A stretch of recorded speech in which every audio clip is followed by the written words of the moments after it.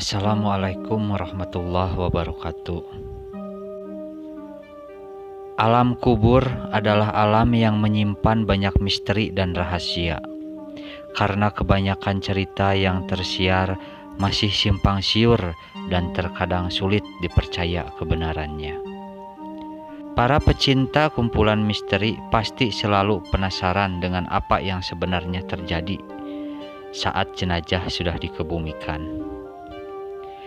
Malam pertama di alam kubur.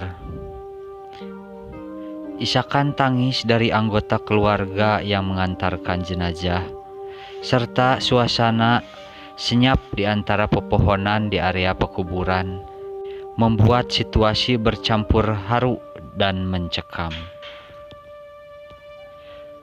Tepat selepas langkah terakhir pengantar jenazah meninggalkan makam, apakah yang terjadi? Menurut sabda Nabi, alam kubur merupakan alam pertama dari akhirat. Inilah tempat pertama dari manusia setelah meninggal dan menunggu hari pembalasan tiba kelak. Dalam syariat Islam, jenazah yang harus segera dikuburkan setidaknya sebelum azan asar berkumandang. Di beberapa tempat malah bisa segera dimasukkan ke liang lahat asalkan sebelum tengah malam. Selama hidupnya, seseorang mungkin dibuai oleh popularitas dan kekayaan. Tapi ketika ajal sudah menjemput, satu-satunya yang tersisa adalah amal perbuatan. Menurut hadis Nabi, ada 3 hal yang menemani jenazah ke tempat peristirahatan terakhirnya, yaitu keluarga, harta benda, dan amal perbuatan. Namun, 2 hal pertama akan segera meninggalkannya di pemakaman, yaitu keluarga dan harta benda. Selanjutnya adalah persiapan menyambut sepasang malaikat yang akan hadir ke liang lahat dan menanyakan beberapa hal. Itulah siksa pertama dalam alam kubur. Dan amal perbuatan selama hidup di dunia akan menjadi pelindung bagi mayat-mayat tersebut. Lalu, apa sajakah yang ditanya oleh kedua malaikat tersebut? Dan bagaimana sosok mayat akan menjawab setiap pertanyaan yang disampaikannya. Sepasang malaikat itu adalah Munkar dan Nakir, yang memang mengemban tugas sebagai interrogator di alam kubur. Tepat ketika mereka datang, roh akan kembali ke jasad untuk menjawab daftar pertanyaan mereka. Kedua malaikat itu akan mendudukkan sosok mayat dan mulai melontarkan pertanyaan.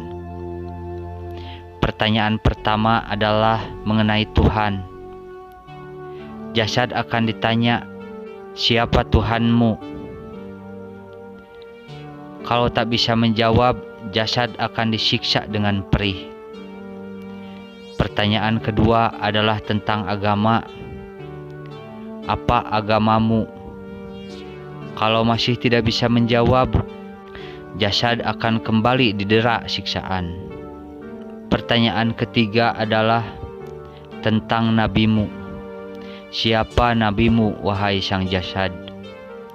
Jika masih tak bisa menjawab, siksaan akan kembali diberikan.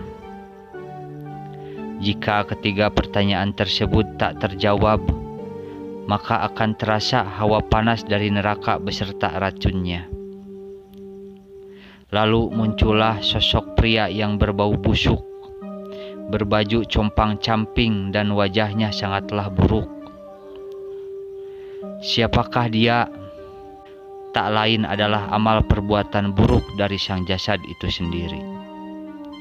Amal buruknya telah berubah menjadi sosok buruk rupa berbau busuk, yang sebenarnya adalah perwujudan dari sang jasad itu sendiri.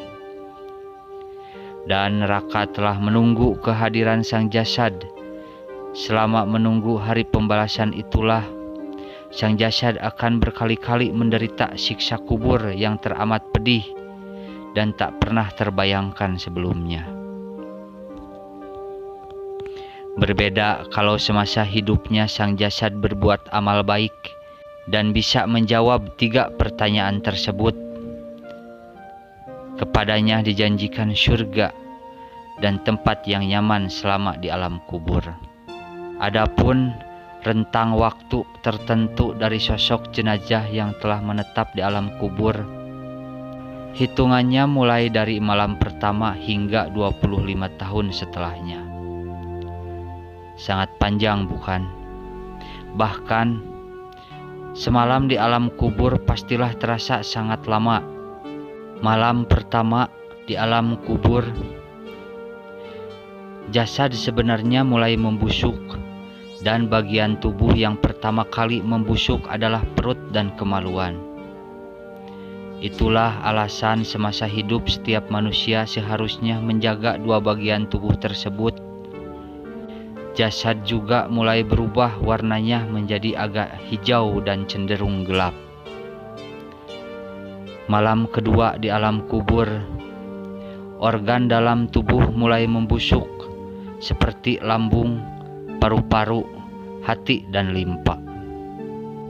Dilanjutkan dengan malam ketiga, malam ketika jasad mulai mengeluarkan bau busuk, dan setelah 7 hari, wajah jasad akan mulai membengkak dan terlihat jelas di bagian pipi serta kedua matanya. 10 hari pertama, tubuh jasad itu akan semakin membusuk, dan setelah 2 minggu, perlahan-lahan rambut jasad mulai rontok dan terurai bersama dengan tanah. 15 hari kemudian, jasad akan mulai dikerubuti hewan-hewan tanah seperti ulat, cacing, bakteri, dan hewan yang lainnya. Seiring berjalannya waktu, ketika sudah mencapai 6 bulan, kondisi jasad di mana daging telah menyatu dengan tanah dan hanya menyisakan sedikit, cuma tersisa tulang dan rangka dari jasad tersebut. Bulan demi bulan, tahun demi tahun, setelah 25 tahun, hanya tersisa kerangka yang akan meninggalkan 1 biji dengan tulang, di mana biji itu sangat kecil, dan dari tulang itulah kelak manusia akan dibangkitkan di hari pembalasan. Oke sahabat Cimaku, mudah-mudahan video kali ini bisa memberikan pencerahan buat kita semua dan lebih mendekatkan diri kepada Allah Subhanahu wa Ta'ala, serta selalu menjalankan dan menjauhi larangannya. Amin, amin ya Allah ya Rabbal Alamin. Sampai bertemu di video selanjutnya. Assalamualaikum warahmatullahi wabarakatuh.